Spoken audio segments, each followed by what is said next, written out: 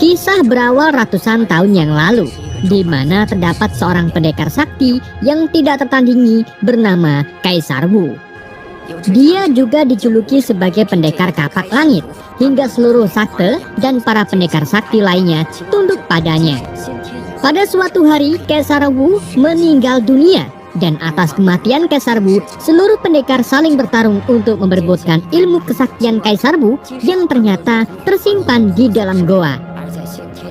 Goa tersebut hanya bisa dibuka oleh sebuah kunci berbentuk kuali kecil, dan hingga kini semua pendekar masih mencarinya. Suatu hari di siang bolong, terlihat sekelompok pendekar dari sakte Tieyi bekerjasama dengan sakte Qinghu, di mana salah satu murid dari sakte Tieyi telah berhasil menemukan kunci tersebut.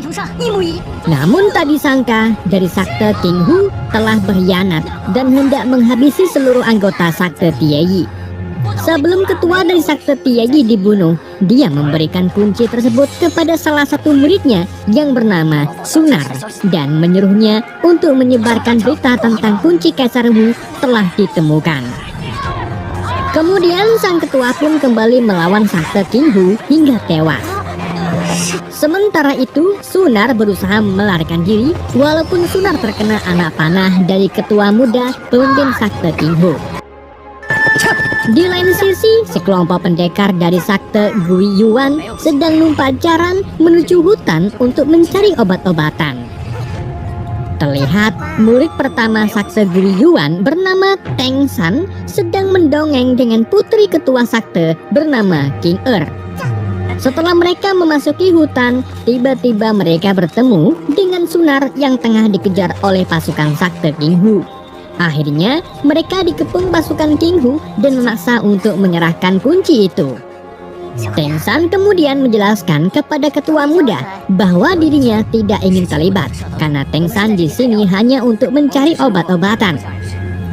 Teng San lalu meminta izin untuk pergi, namun ketua muda malah menginginkan King Er yang terlihat gurih dan mempesona. Teng San yang merasa akan terjadi sesuatu, dia pun menyuruh adik seperguruannya untuk membawa King Er pergi. Dan terjadilah pertarungan sengit di mana Sunar tewas dan adik seperguruan Teng San juga tewas dalam pertempuran itu.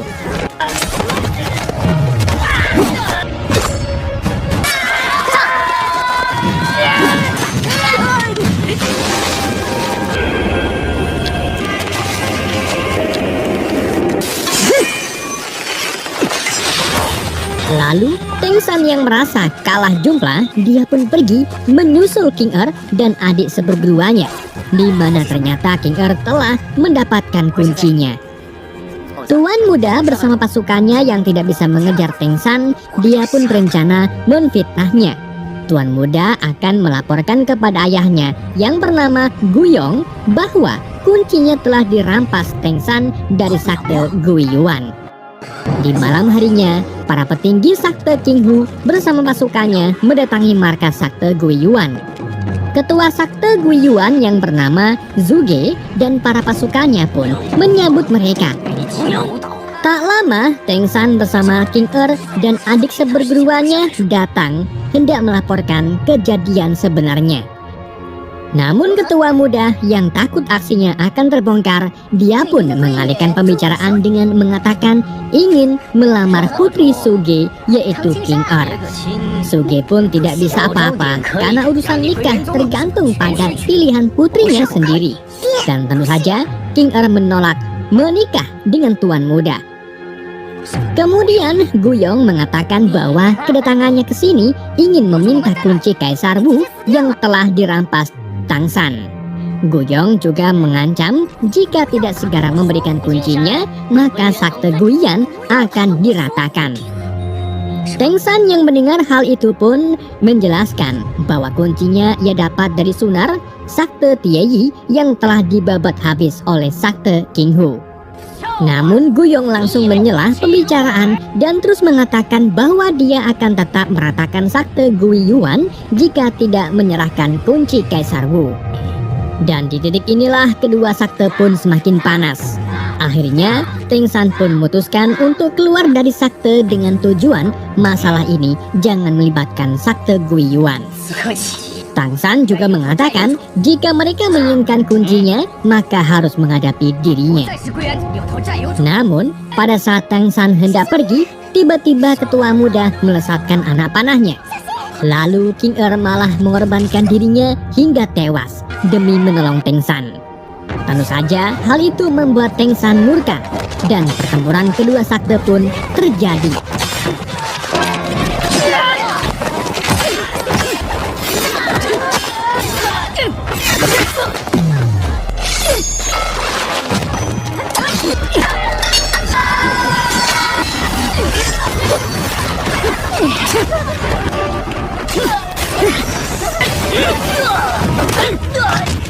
Di tengah pertempuran, tiba-tiba muncul ketua besar dari sakte Qinghu yang bernama Taizu.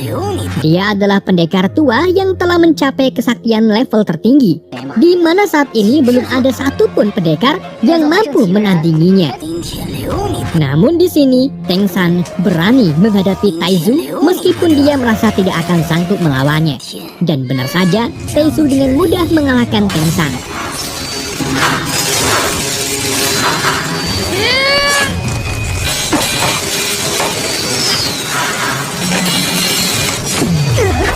Di saat Taizu hendak menyerangnya lagi, tiba-tiba muncul ketua sakte menghadangnya. Kemudian ketua sakte memerintahkan Teng San dan anggotanya yang tersisa untuk segera pergi. Karena ketua sakte sendiri yang akan melawannya, walaupun dia tahu bahwa Taizu bukan tandingannya. Setelah semua muridnya pergi, sang ketua mengeluarkan kekuatan tertingginya untuk melawan Taizu. Namun dengan santuinya, Taizu tidak gentar sedikit pun, hingga akhirnya ketua sakte Guiyuan pun tewas.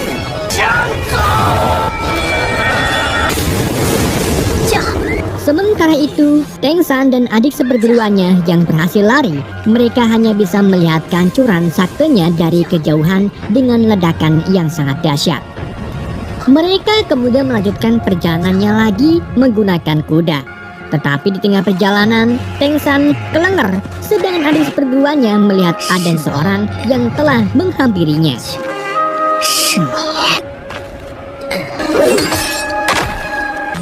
3 hari kemudian, dan Teng San pun tersadar dari kelengernya. Di situ tiba-tiba Teng San dikagetkan dengan melihat King Er yang masih hidup. Tak lama, adik seperguruan bernama Dahu pun datang dan mengatakan bahwa gadis itu mirip dengan King Er bernama Nona Li Jun, putri saudagar kaya yang sedang melakukan perjalanan dagang. Di mana mereka menemukan Teng San dan Dahu sedang kelenger lalu menyelamatkannya. Teng San kemudian berterima kasih kepada paman Li Jun yang bernama Glintong, dan Glintong juga merupakan pemimpin dari kelompok mereka. Sang paman lalu mempersiapkan mereka berdua untuk makan dan menyuruh mereka agar besok pagi untuk segera pergi, karena sang paman dan kelompoknya tidak terlibat urusan Teng San. Sang paman juga mengatakan bahwa Teng San dan adiknya telah menjadi buronan sakte besar. Bahkan sakte Qinghu akan memberikan imbalan bagi siapapun yang berhasil menemukan Teng San. Di tempat lain, tepatnya di markas besar sakte Qinghu, terlihat kemunculan seorang pendekar berilmu tinggi yang bernama Pai San. Setelah admin telusuri, ternyata kesaktian Pai San setara dengan pendekar Taizu dengan menunjukkan serangan kecilnya yang mampu menghabisi puluhan prajurit tanpa menyentuhnya. Kedatangan Pai San ternyata hanya iseng saja. Dia mengenalkan dirinya bahwa di dunia ini bukan hanya Taizu yang memiliki kesaktian tingkat tinggi. Tak lama, Guyong datang dan mengabarkan kepada Taizu bahwa dari seluruh sakte besar tidak ada yang mengenali pendekar bernama Pai San. Di sini Taizu juga baru mendengar nama Pai San dan menduga kekuatan Pai San setara dengannya. Lalu Taizu pun memutuskan untuk segera pergi menuju tempat harta karun Kaisar Wu tersimpan. Sementara itu, Teng San dan adiknya masih bersama kelompok dagang. Di situ Teng San merasa tidak enak hati dan memutuskan untuk pergi malam itu juga karena Teng San tidak ingin kelompok dagang menjadi terlibat akan masalahnya. Dan di saat Teng San hendak pergi, tiba-tiba sekelompok perampok datang menyerang untuk merampok.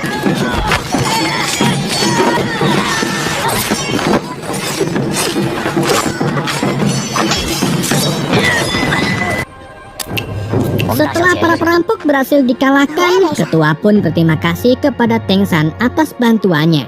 Dan kini kelompok pedagang pun tidak mempermasalahkan lagi tentang kehadiran Teng San dalam kelompoknya. Lalu mereka pun melanjutkan perjalanan. Beberapa saat kemudian, mereka pun tiba di kota Pengyun, di mana kota itu telah berkumpul para sakte besar dan pendekar-pendekar hebat lainnya. Lalu mereka pun mencari sebuah penginapan. Teng San dan adiknya dipersiapkan kamar oleh Nona Rijun untuk beristirahat. Setelah mereka masuk, lagi-lagi Glintong datang dan menyarankan untuk tidak terlalu dekat dengan Teng San karena takut akan membahayakan keselamatan Nona Lijun. Di keesokan harinya, Lijun mengajak Teng San dan adiknya ke sebuah toko senjata, di mana toko tersebut milik kakak seperguruan Lijun yang dijuluki sebagai Raja Binatang atau Beastmaster. Dia adalah pendekar sakti dari Gunung Dewa. Di sini Raja Binatang sangat terkenal memiliki banyak benda pusaka. Hingga para pendekar sakti berkumpul di sana termasuk dari 9 sakte besar, di mana mereka sudah mengetahui tentang Teng San yang memiliki kunci Kaisar Wu. Dan siapapun yang berhasil menghabisinya maka akan diberikan imbalan yang sangat besar oleh sakte King Hu. Saat Teng San hendak dikenalkan kepada Raja Binatang oleh Lijun, tiba-tiba muncullah seorang pendekar dengan membawa sebuah kapak untuk dijual. Setelah dicek pegawai toko dan mengetahui bahwa kapak tersebut palsu, namun orang itu tidak terima barangnya dibilang palsu dan memaksa untuk dibayar. Akhirnya Raja Binatang pun turun tangan, dan saat itu juga pendekar pemilik kapak tersebut melihat Teng San yang akan menjadi buronan sakte King Hu. Kemudian Nona Lijun meminta kepada Raja Binatang senjata terbaik untuk diberikan kepada Teng San. Namun Raja Binatang tidak mau memberikannya. Dia malah mengatakan dengan suara keras bahwa orang yang ada di hadapannya adalah Teng San. Tentu saja hal itu didengar oleh seluruh pendekar sakte yang berada di sana. Namun di sini Teng San tidak takut dengan siapapun. Dia pun menantang semuanya.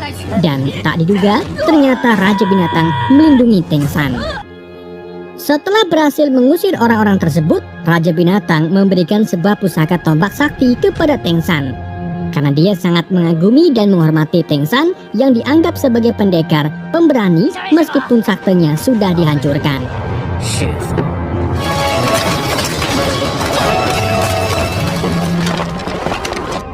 Di lain sisi, ternyata pendekar kapak mendatangi markas sakte King Hu. Dia menemui ketua muda untuk melaporkan bahwa kini Teng San berada di kediaman Raja Binatang dengan berharap mendapatkan imbalan besar dari ketua muda. Tak berselang lama, ketua muda dan para petinggi lainnya tiba di kediaman Raja Binatang dan langsung menyerang. Namun tiba-tiba Raja Binatang menghadangnya dan mengatakan jangan membuat onar di tokonya. Kemudian, salah satu pendekar sakte King Hu meminta maaf kepada Raja Binatang. Namun ketua muda tidak terima dan marah. Dan lagi-lagi anak buahnya mengatakan untuk mengalah sementara, karena dia belum tentu mampu melawan kesaktian Raja Binatang. Akhirnya mereka pun keluar. Ternyata adik Teng San telah ditangkap oleh sakte King Hu. Kemudian sebelum tuan muda pergi, dia mengatakan untuk segera menyerahkan kunci Kaisar Wu apabila ingin adiknya selamat. Teng San yang mendengar hal itu pun dia pun marah dan akan menyelamatkan adik seperguruannya. Kemudian Teng San pun mendatangi markas sakte King Hu seorang diri untuk menyelamatkan adiknya. Tetapi tak diduga adiknya dilempar dari atas hingga tewas. Sontak Teng San pun murka dan terjadilah pertarungan. Namun tiba-tiba Teng San dibawa kabur oleh gadis bersuara lanang bernama Daama dari sakte Hong di antara 9 sakte terkuat di bumi. Sakte King Hu pun terus mengejar dan marah kepada Daama untuk tidak ikut campur. Tak lama, datanglah para pendekar sakti termasuk Paisan, Biksu Sakti, penjaga Tesu, si kakek buta. Kini semua pendekar dari sakte besar berkumpul untuk memperebutkan kunci Kaisar Wu yang masih dipegang oleh Teng San. Mereka semua berdebat satu sama lain dan menyudutkan sakte King Hu untuk tidak serakah. Akhirnya, semua sepakat untuk pergi bersama ke gua Kaisar Wu dengan tujuan membagi rata keuntungan. Setelah Taisu dan Paisan pergi, para pendekar 9 sakte menekan Teng San untuk menyerahkan kuncinya dan mereka akan menjamin keselamatan Teng San dari ancaman sakte King Hu. Namun jika tidak memberikan kunci itu, maka Teng San harus menghadapi 9 sakte besar. Karena tak ada pilihan lain, Teng San pun melemparkan kunci tersebut. Keesokan harinya, Teng San masih terpukul atas kematian adiknya. Dia juga mengatakan kepada Nona Li Jun untuk tidak berada di dekatnya, karena semua orang yang dekat dengan Teng San akan berakhir tewas. Namun Nona Li Jun tidak takut dan akan selalu membantu Teng San.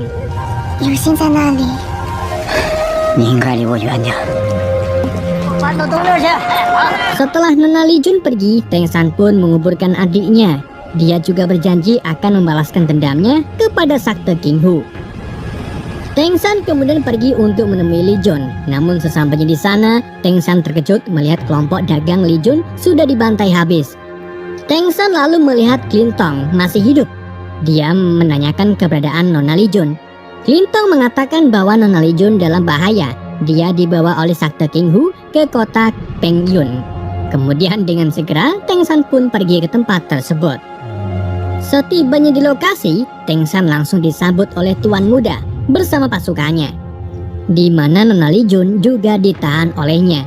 Dan terjadilah pertarungan singkat di mana Teng San mampu menghalau padang raksasa dari pasukan King Hu.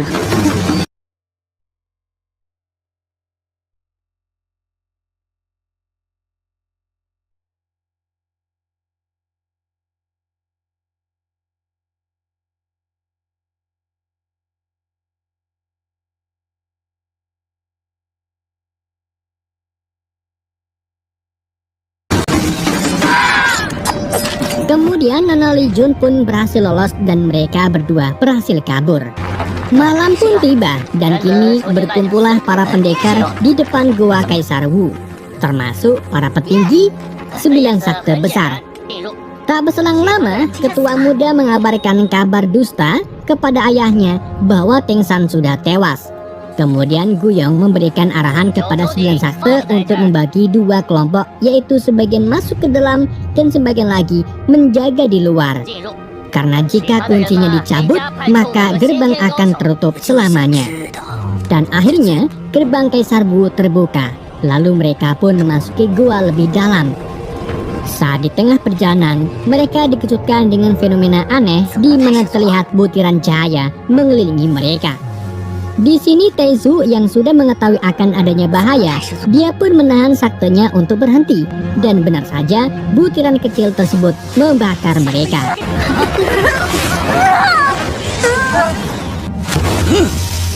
Kemudian mereka melanjutkan lagi perjalanannya dan berhasil melewati butiran itu yang disingkirkan oleh Taizu. Di saat yang sama, Teng San yang masih hidup, dia mendatangi gerbang Kaisar Wu. Semua penjaga yang ada di sana tidak ada yang mampu menandingi kehebatan Teng San. Mereka hanya bisa pasrah ketika melihat Teng San membawa kuncinya dan memasuki gua yang otomatis pintu tersebut langsung tertutup. Lalu Teng San memasuki gua lebih dalam lagi hingga tibalah dan bergabung dengan para pendekar lain yang sedang berkumpul di gerbang dimensi ilusi. Sontak sakte King Hu terkejut karena mengira Teng San sudah tewas. Lalu mereka pun satu persatu mulai bertarung memasuki dimensi ilusi, dan siapapun yang memenangkannya, dia akan mendapatkan sebuah kitab pusaka yang berisi jurus kapak langit dan akan menjadi pendekar tak tertandingi di dunia sosmed.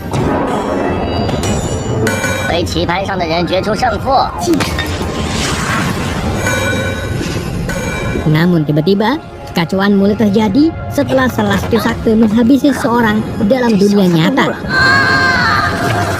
Pada akhirnya mereka pun memasuki dimensi lain. secara bersamaan, di mana Teng San terlihat sedang berlari mencari para pendekar sakte King Hu untuk balas dendam. Kemudian salah satu pendekar King Hu terlihat sudah lama tak berdaya akibat diserang oleh hewan buas. Dan tak lama muncul saudaranya untuk menolongnya, namun dia menyuruhnya pergi untuk mencari tuan muda. Setelah temannya pergi, tiba-tiba muncul Teng San dan membunuh salah satu anggota sakte King Hu yang sudah lemah, dan Teng San mengambil peluitnya. Tak lama muncullah serigala berbulu domba dengan tubuh besar dan matanya menyala biru. Namun serigala itu tiba-tiba pergi melihat kunci yang Teng San pegang. Di lain sisi, ketua muda yang frustasi dan ketakutan tiba-tiba dia diserang oleh makhluk seperti zombie. Untung saja anak buahnya datang menyelamatkan ketua muda. Mereka berdua lalu segera pergi mencari ayahnya, dan terlihat sang ayah juga sedang berlari menuju suara peluit yang dikecohkan oleh Teng San. Anak buah tuan muda yang mengetahui bahwa suara peluit tersebut palsu, dia pun menahan ketua muda untuk tidak mengikutinya. Dan benar saja, Teng San pun muncul di hadapannya. Ketua muda yang ketakutan pun terus berlari di mana Teng San terus mengejarnya. Setelah lama berlari, akhirnya ketua muda pun bertemu dengan ayahnya. Dan ketika Teng San hendak menghabisi ketua muda, tiba-tiba kunci Kaisar Bu terjatuh yang membuat mereka bertiga memasuki dimensi terakhir di mana tempat tersebut tersimpan ilmu kesaktian tingkat tinggi, yaitu kapak langit. Dan tiba-tiba sebuah pintu portal muncul dan secara perlahan pintu tersebut akan tertutup. Sang ayah yang kebingungan antara menyelamatkan dirinya atau menyelamatkan anaknya, dia pun memohon kepada Teng San agar tidak menghabisi putranya. Namun Teng San yang memiliki dendam membara, akhirnya Teng San menghabisi ketua muda. Setelah Guyong keluar dari tempat tersebut, dia terkejut melihat para pendekar dari 9 sakte sedang menyerap matahari mantra Kaisar Bu. Dia pun ikut melakukannya. Sementara itu, Tezu yang sedang berada di tempat lain di dalam goa, dia didatangi oleh Paisan dan mengatakan bahwa Paisan tidak akan melawan Tezu, melainkan ada seorang yang akan melawannya karena orang tersebut telah mencapai kesaktian level tertinggi. Iya,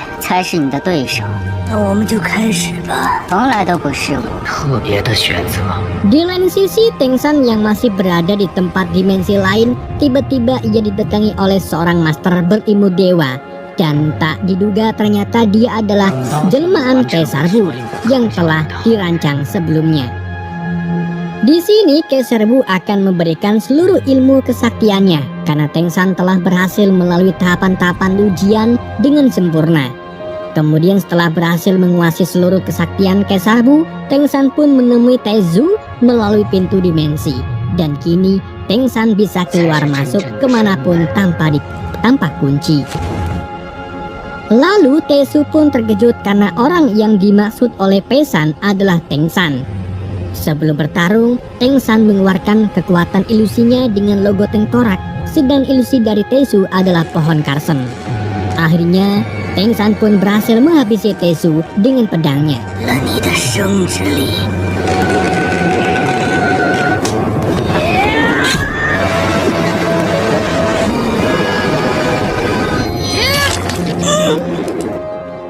Dan secara bersamaan, para pendekar yang sedang menyerap energi telah selesai, yang membuat mereka semua bahagia. Tak lama, sebuah pintu terbuka. Namun saat mereka keluar, Guyong dan lainnya terkejut melihat Tezu sudah tewas. Beberapa saat kemudian, Paisan muncul yang ternyata meminjam raga adiknya yang telah tewas.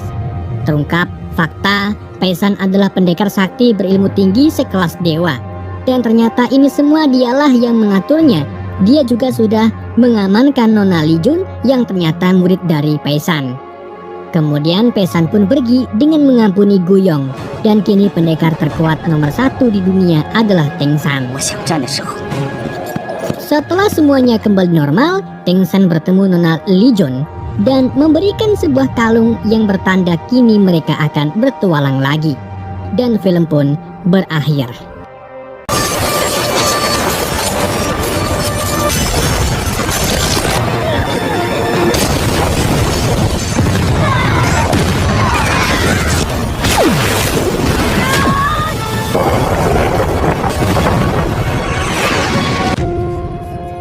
dimulai di sebuah benua bintang, di mana setiap 1000 tahun ketika 7 ekor naga menarik sebuah peti mati dan tiba di benua bintang, maka sebuah pulau terlarang akan muncul.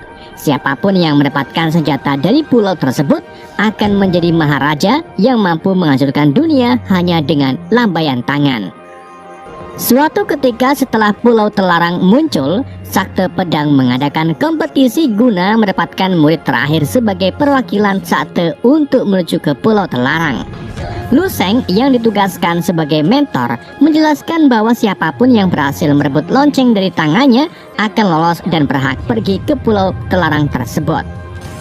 Akhirnya turnamen dimulai, di mana para murid mulai menyerang Lu Sheng, namun karena ia terlalu OP, para murid langsung tumbang dengan sekejap.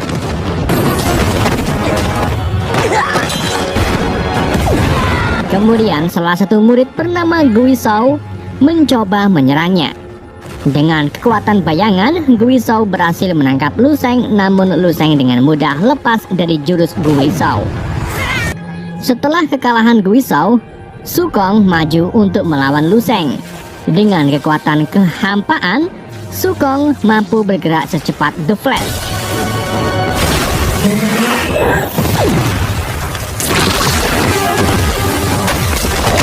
Setelah pertarungan singkat, Su Kong mampu membuat lonceng yang berada di tangan Lu Sheng terlepas. Melihat adanya kesempatan, ia mencoba mengambil lonceng tersebut. Namun dengan kekuatan Lu Sheng, lonceng tersebut mempunyai kesadaran dan pergi menuju ke sebuah desa. Guizhou dan Su Kong yang melihat hal itu segera menuju ke desa.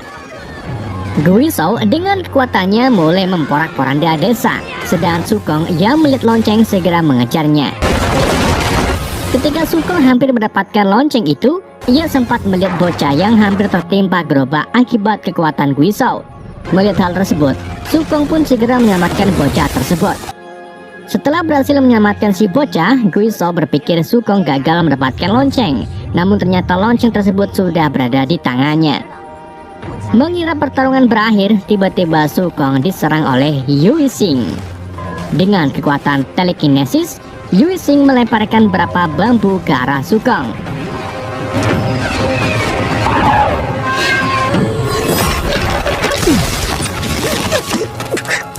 Akibat serangan tersebut, Su Kong terpaksa kehilangan lonceng yang berada di tangannya.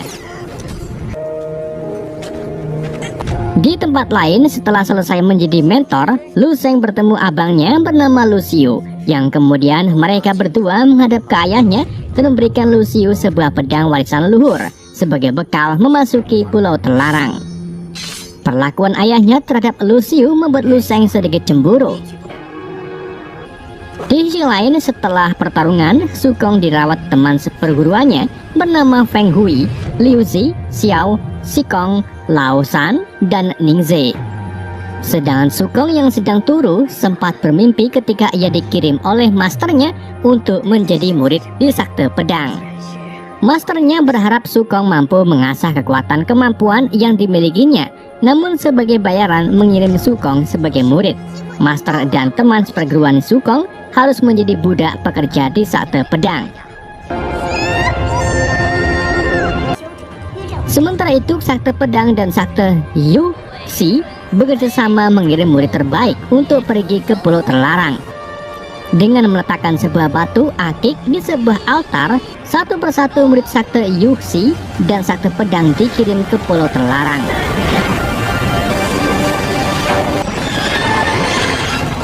Di tempat lain, teman seperguruan Su Kong mulai rapat guna membahas cara masuk ke pulau terlarang.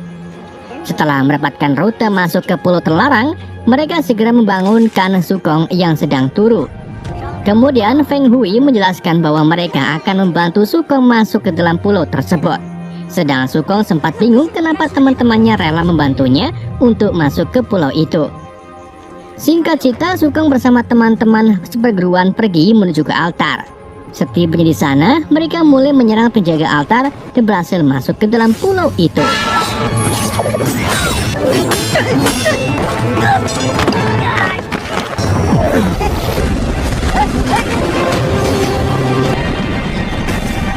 Setelah tiba di pulau, Sukong dan teman seperguruannya mulai menyusuri pulau. Tak lama berselang, mereka menemukan mayat berserakan. Rupa-rupanya mayat-mayat tersebut merupakan ulah Lu Xiu yang ingin menyingkirkan para pesaingnya untuk mendapatkan senjata pusaka. Lu Xiu kemudian yang melihat Sukong dan teman-temannya memberikan kesempatan 3 gerakan. Jika mereka berhasil kabur dari gerakan tersebut, Lu Xiu akan membiarkan Sukong dan teman-temannya pergi.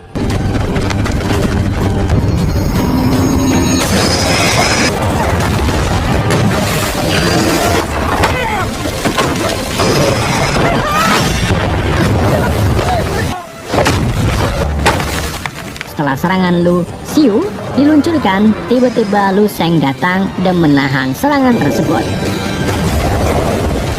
Kemudian Lu Sheng menyuruh Sukong dan teman-temannya untuk pergi. Setelah Sukong pergi, pertarungan kakak beradik dimulai. Lu Sui dengan teknik naga dan Lu Sheng dengan Susanoo.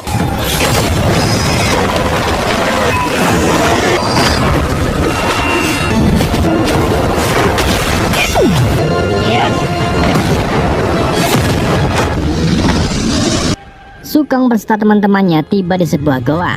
Di tempat tersebut, Sukong mulai kena mental karena Liu Zi telah tewas. Sukong juga menyadari bahwa teman seperguruannya datang ke Pulau Terlarang bukan untuk membantunya, melainkan tujuan lain. Kemudian saat Sukong menyentuh pedang buatan masternya, ia melihat sebuah ilusi masa depan, di mana sebuah bencana besar terjadi di benua bintang. Akhirnya, Xiao menjelaskan bahwa masternya memerintahkan ia dan teman-temannya untuk menghancurkan senjata pusaka dengan menggunakan pedang buatan masternya.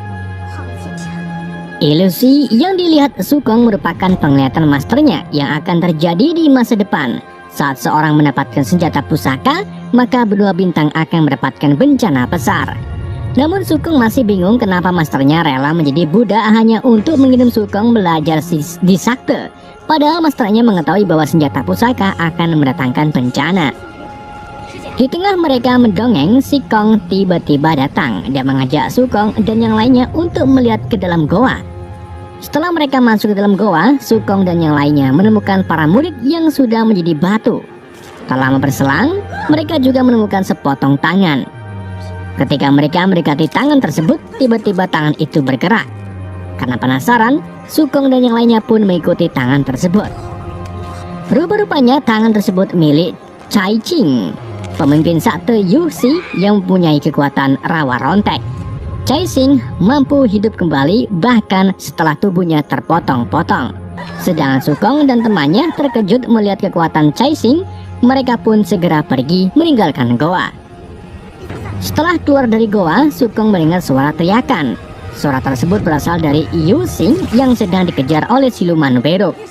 Sedang Yu Xing yang melihat Sukong beserta kelompokannya menyuruh mereka segera kabur karena siluman beruk tersebut mempunyai kulit yang tebal.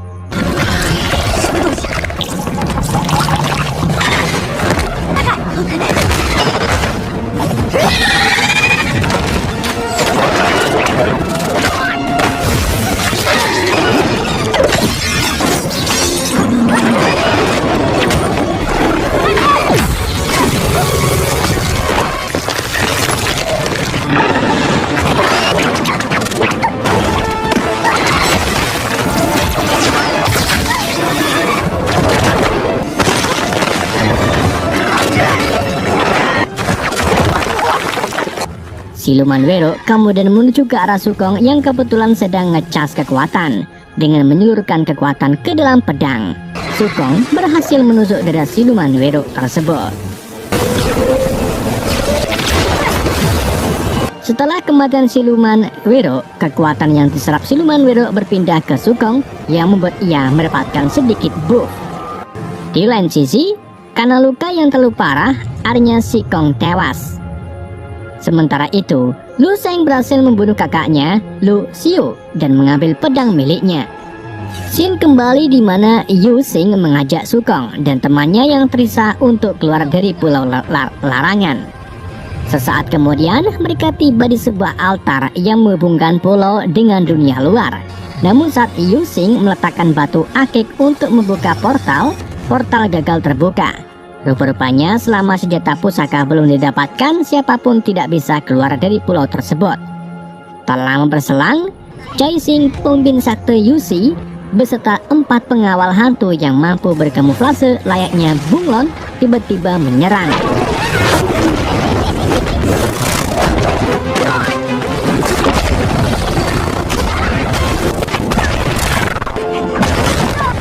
Setelah pertarungan singkat, Yuxing, Sukong, dan yang lainnya berhasil ditangkap para pengawal hantu. Ketika hendak dieksekusi, Sukong mencoba bernegosiasi dengan Caixing untuk bersama mendapatkan senjata pusaka. Setelah menemukan senjata pusaka, pertarungan dilanjutkan untuk menentukan siapa yang pantas mendapatkan senjata pusaka tersebut. Sebelum Caixing membuat keputusan, tiba-tiba segerombolan siluman Wero mulai datang.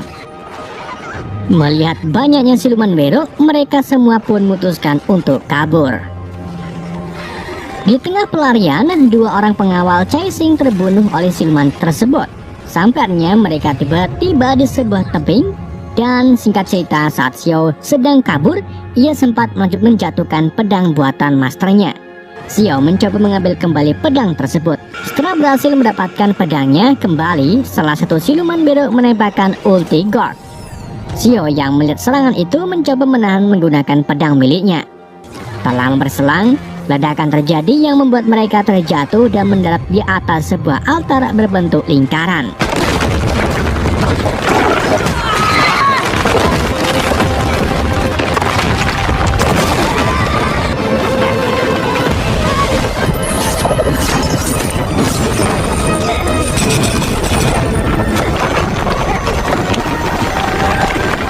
Di tengah situasi sulit, Sukong teringat perkataan gurunya untuk mempelajari kekuatan Sukong saat berada di sakte, dan ia juga teringat kejadian di mana rekan-rekannya tewas selama pertarungan. Akhirnya Sukong mengerti tujuan master memasukkannya ke dalam sakte, yaitu mempelajari kekuatan yang dimiliki oleh untuk melindungi teman-temannya. Dengan kecepatan melebihi cahaya, Sukong menyalurkan kekuatannya untuk menyelamatkan teman-temannya termasuk Caixing beserta pengawalnya.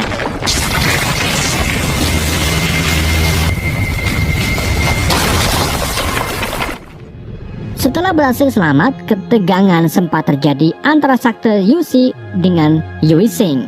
Namun Sukong segera mengajukan negosiasi yang ia tawarkan ke Caixing sebelumnya. Dan akhirnya Caixing pun setuju bekerjasama, dan pertarungan akan dilanjutkan saat mereka menemukan senjata pusaka tersebut.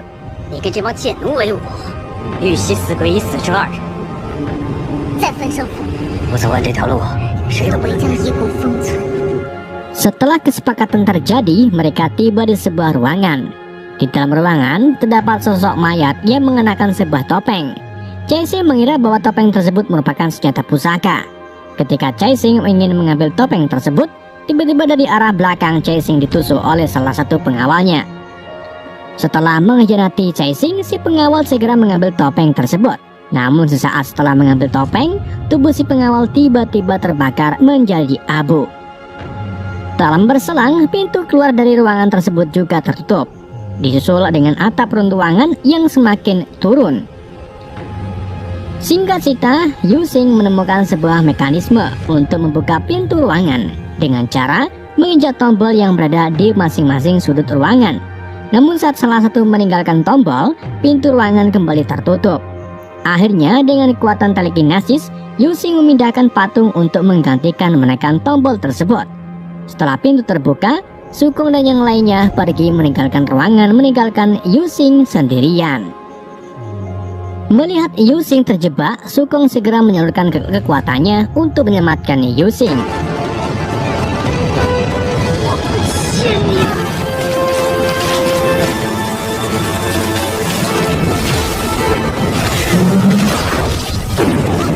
Setelah berhasil selamat, Yuxing merasa berhutang budi kepada Sukong karena telah menyelamatkannya. Sedangkan Xiao yang melihat kekuatan Sukong, memberikan pedang buatan masternya dan menyerahkan misi penghancuran senjata pusaka kepadanya. Akhirnya mereka tiba di sebuah makam di mana senjata pusaka disimpan. Saat mencoba membuka pintu makam, pintu tersebut tidak bisa terbuka. Dari arah belakang, pengawal sakte Yusi tiba-tiba dibunuh Lu Sheng. Lu Sheng juga menjelaskan pintu makam tidak bisa terbuka sebelum semua simbol yang berada di pintu itu padam. Dan cara memadamkan simbol tersebut adalah dengan membunuh. Rupa-rupanya, alasan Lu Sheng biarkan Su Kong kabur saat melawan Lu Xiu agar Su Kong Kong dan lainnya bisa ditumbal untuk membuka pintu makam tersebut. Sekarang tersisa 2 simbol. Dengan pedang yang didapatkan setelah membunuh Lu Xiu, Lu Sheng menyerang dengan jurus milik abangnya.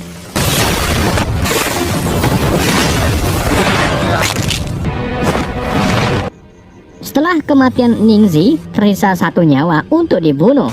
Su Kong yang melihat Ningxi tewas segera menyerang Lu Sheng. Pertarungan terjadi antara Su Kong dan Lu Sheng terjadi.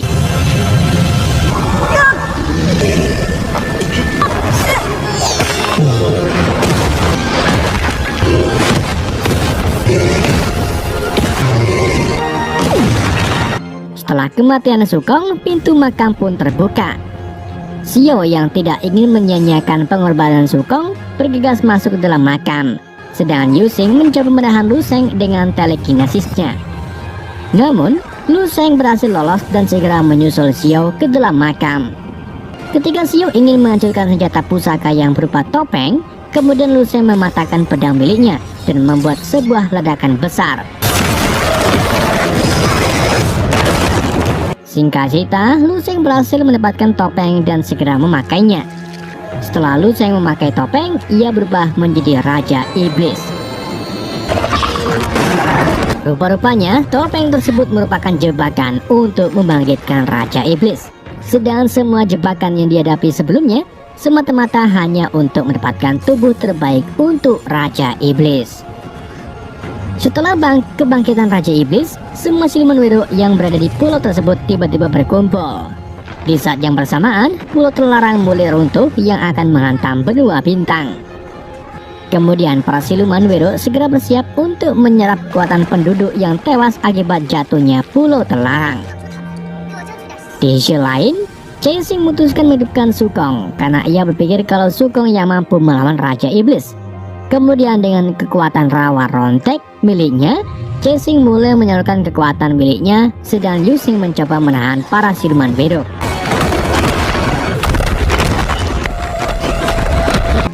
Di luar pulau, pemimpin sakte pedang memerintahkan seluruh muridnya untuk membuat sebuah formasi pedang.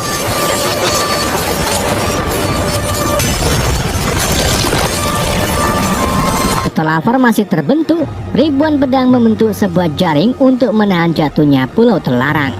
Namun karena besarnya pulau, formasi pedang perlahan mulai hancur.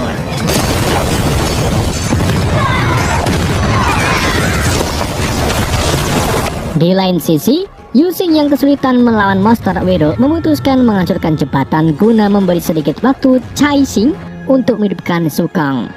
Yu Xing ingin membalas budi Su Kong yang telah menyelamatkannya. Dengan kekuatan Cixing, Su Kong terbangun di sebuah tempat misterius. Di tempat itu, ia bertemu sosok misterius. Rupanya pria tersebut adalah Su Kong yang sudah menjadi Maharaja 1000 tahun kemudian. Singkat cerita, Maharaja Su Kong memberitahukan Su Kong bahwa ia mempunyai kekuatan baru berupa kecepatan yang mampu membuka ruang dan waktu. Namun kekuatan Su Kong yang sekarang masih belum mampu mengalahkan Raja Iblis. Tetapi Su Kong tetap memaksa untuk kembali guna melindungi teman-temannya dan semua penduduk benua bintang. Setelah Su Kong kembali hidup, ia segera menyelamatkan Xiao yang hendak diserang dan mengirimnya ke luar pulau.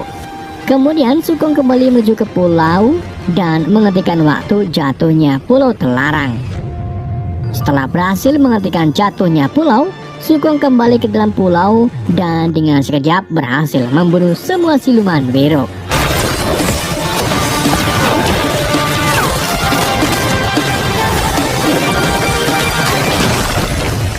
Akhirnya, pertarungan epik terjadi antara Raja Iblis melawan Su Kong.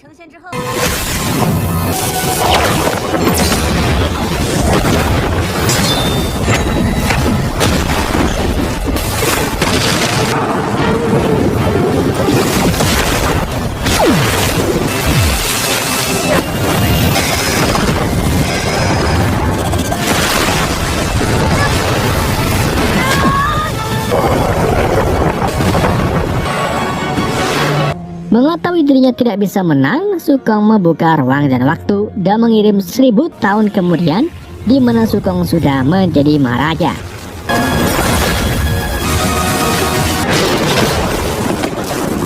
Di hadapan maharaja, Sukong Raja Iblis bagaikan semut. Hanya dengan sentilan dari maharaja, membuat Raja Iblis menjadi debu, dan film pun tamat.